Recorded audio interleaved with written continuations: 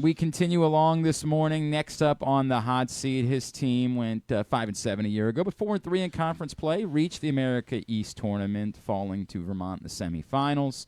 He is the head coach of the UMBC Retrievers. He's Ryan Moran, and he is with us now on GCR.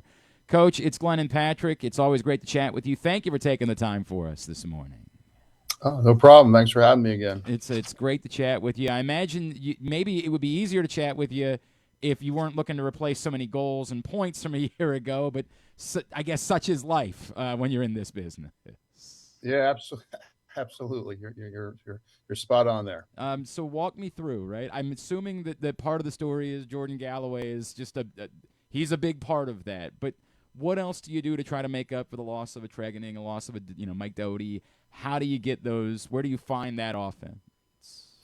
Well, we through recruiting, and I think we recruited some really talented players who just haven't had a lot of opportunity to gain that experience of getting on the field, which they are getting right now in the fall that we just had, and obviously preseason and some of the scrimmages. So I think we have some athleticism. I think we have some playmaking ability.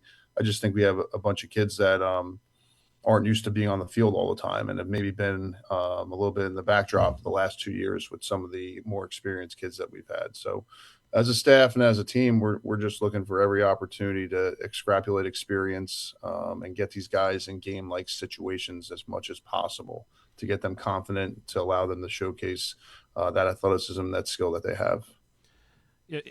It feels like there's a lot of new everywhere for you guys, not just at the offensive end, face-off, goalie, all that stuff.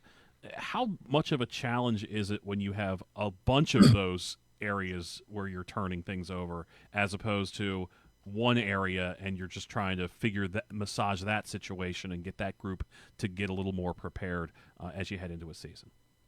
Yeah, it's definitely a test of patience, and understanding that this is all a process, and we're definitely going to take some hits and learn from them, and hopefully only take the same hit once.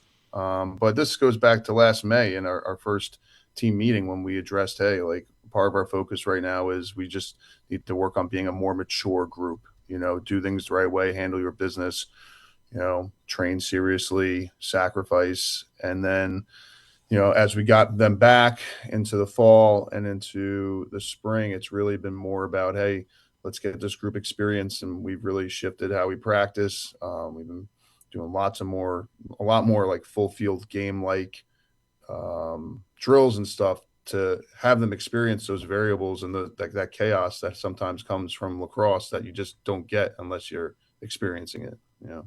Coach, if I could, I want to go back as I brought up Jordan Galloway's name. Obviously, I think it goes without saying a huge part of what it is that you're doing. Also voted a team captain. What has made him so special, and how critical is his success to everything you're going to accomplish this year? Jordan's certainly an important piece of the puzzle offensively for us. He's just a very hardworking, humble kid, and that's what I love most about him. He shows up, is very durable, comes to work, practices hard. He'll obviously be a focal point for us, but I'd like to think he's probably going to be a focal point for the defenses that we go against too. Sure. So he's going to draw a lot of attention. And, I think last year was Coach Griffin's first year as the offensive coordinator here. And I thought he did a great job in terms of making the offense very much a we offense in terms of everyone playing together, in terms of how we share the ball and how we move. And we're doing very similar things right now. And it's more about the six guys having chemistry playing together than just one guy being able to, hey, I can kind of control the game. And Jordan very much buys into that as well, very much. We've talked in past years about you guys starting about the same time the Ivy League does with their opener, February 15th this season. It feels like this is a year where that really, I would think, would be pretty helpful to have that extra practice time to lead into the season as well. Yeah, I would have been a genius last year if I said, well, in a year from now, we're going to really need a couple of extra weeks prior to starting up. But, it certainly is helping us in terms of just getting that experience before we start up. Again, I have scrimmages versus Hopkins versus Princeton in the past, usually Delaware, although we couldn't make that work out this year. And although they're not real games, the kids, they show up and they're every bit as excited and ready to compete. You're seeing Hopkins, seeing Delaware, you see in Princeton. So they may not necessarily count in terms of the the overall record, but the experience you get from going against teams like that are really well coached, that are really talented. It really helps you kind of figure out your team in terms of what you think you're good at, that maybe you're not as good as you thought, or here are some glaring deficiencies that we really need to address, either personnel change wise or schematically what we're doing. I guess with that in mind, as we're chatting with Ryan Moran from UMBC, normally we have these conversations and we ask questions like, hey, have you settled on face-off specialists? Have you settled on goalie? Clearly, with there not being a game for a little while, you kind of don't have to make those decisions yet. But can you kind of give us a look, and maybe we'll start in goal. Billy Stevens, someone who brings back some experience, a little bit of playing time. Like, was he the top guy going into this? That's where you at with the goalie situation. Right now, I mean, I don't have a problem saying that Connor McMahon has been playing absolutely well. We, looked to potentially redshirt him last year by not playing him to get extra years. And Jason Tingay was fantastic for us for the last 2 years as a starter. But in practice, I think if you asked a lot of our guys, like, hey, Connor was pretty close behind him the whole time. So we're pretty comfortable in the goal. Okay. If there was actually a position where I felt pretty secure right now in terms of, hey, we know who our guy is. It's definitely Connor, and he's played fantastic this preseason and obviously the whole fall as well prior. Just want to kind of take a wider angle look at the entire America East, and it felt like maybe as much as any other conference last year that the AE was a league where there was a lot of unpredictability from week to week, and I'm curious if that's kind of your perspective as well, and if you see it as a conference at this point where there realistically are 4 or 5 teams capable of going out and winning the thing this year. I'd like to think so. Obviously Albany is probably in most people's minds a little bit of a front runner, winning it last year, returning a lot. But you're looking at a conference where Binghamton beat Albany in the last week. They would have been the number 1 seed, and they lose to Albany, and they finished 6th in the conference. So that's how razor thin it was with goals against margins and wins losses. So I'd like to think all the teams, including UMass Lowell and NJIT, are getting super competitive as well, having really good games. So it's a fun conference to be in, especially as the March and April goes on, as it starts to settle and you start to see where you might fall, and hopefully that's in the conference tournament. It went so well when we talked about goalie. I'm going to give it a shot at face-off as well. But based on the way that you described it, a goalie, I'm going to guess that the answer isn't quite as crystal maybe at the face-off dots. Face-off, Alex Steers is a guy who's been doing really well for us in practice, and every time he's had his chance in years prior, he's done very well, and he's definitely a front runner right now to be a guy to hopefully carry the lion's share. I mean, the big workload of being a face-off guy.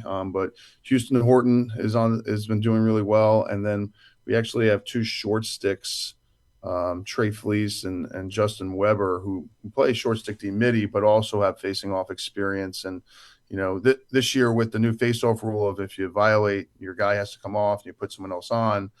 For us, it's not a bad idea to maybe just be able to give our short stick an opportunity to maybe try and muck it up a little bit. And then you really don't have any subs you're going to have to make if you do lose it. So you don't waste any time in the substitution game or giving up any transition or any offense off the face-off. Kind of a basic question, given the number of new faces that we're probably going to see in the lineup for you guys, but who do you feel like's the most improved player, or 2 or 3 the most improved players in your program year over year? Maybe if I just probably easier if I go through position. I think on attack, Connor Chick has done really well in the fall. He's kind of grown up in terms of just that overall maturity, in terms of knowing how hard you have to work to get what you want out of this. And he's definitely, when we talk about guys that get on the field, we like to use words like consistency and reliability. And if you aren't consistent in reliability, you're more of like an EKG, up and down, good, bad. That's kind of how he was his first 2 years, but now it's been a lot more good. So really happy with him. And then, improvement of the midfield. Obviously, we have Jordan. We got a handful of younger guys like Nick Gutierrez, Corey Myers, Aiden Davis. Who's a freshman. We got guys like that who are all just steadily improving, but going to have their opportunity to get on the field and improve that consistency and reliability. Defensively, Dylan Sharp has improved greatly as a pole. He's a kid who was in the fall last year, probably last on the depth chart, and then by April was first on the depth chart. His growth as his freshman year and improvement was great, and that's a testament to Coach Chick. And he's getting better as a pole. So kind of hit the attack, middies, and D for you there. It's a pretty good, at least a number of options for that list. Coach, a local name, someone I think a lot of people around here know that you added to your staff. Tell me about young man Luke Schilling, what it is that he's bringing to your group. Oh, well, Luke's great. First and foremost, he laughs at all my jokes, so he's keeping my morale high most of the day. Is that the most important job of an assistant coach, by the way? Is that where is that? If you rank, if you can do it, and the head coach actually believes you're laughing, then that's a keeper right there. But no, he's been great. Great staff dynamic with him coming in. Friendly, personable. Really getting along with the kids really well in terms of just being able to communicate and coach them up. He's helping out a lot with our man up offense right now and running our box and kind of getting his feet wet in the office, kind of getting a real look at the day to day of what it's like to be a college coach. Coach, broadly, right? This is, as Patrick brings up, this is a team with a lot of new faces, a lot of younger team. What will it take for this group to be able to grow up and compete in the America East this season? We're gonna have to, like I tell our guys, our season isn't a test of wins or losses. It's a test of improvement over time. So we gotta just be able to continue to get better, individually, and then hopefully that individual development, adds towards the collective.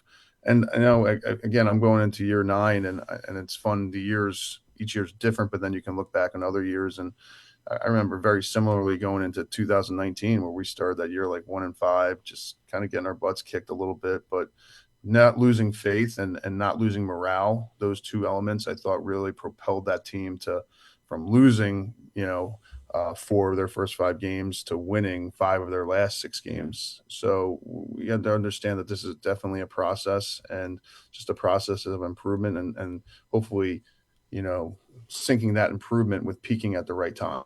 But we understand, hey, we're going in scrimmages right now, lots of new faces. Our expectation isn't for you to be perfect, but our expectation is for you to be hungry to improve and not just settle down, like be complacent, which our guys aren't right now, which is a good sign.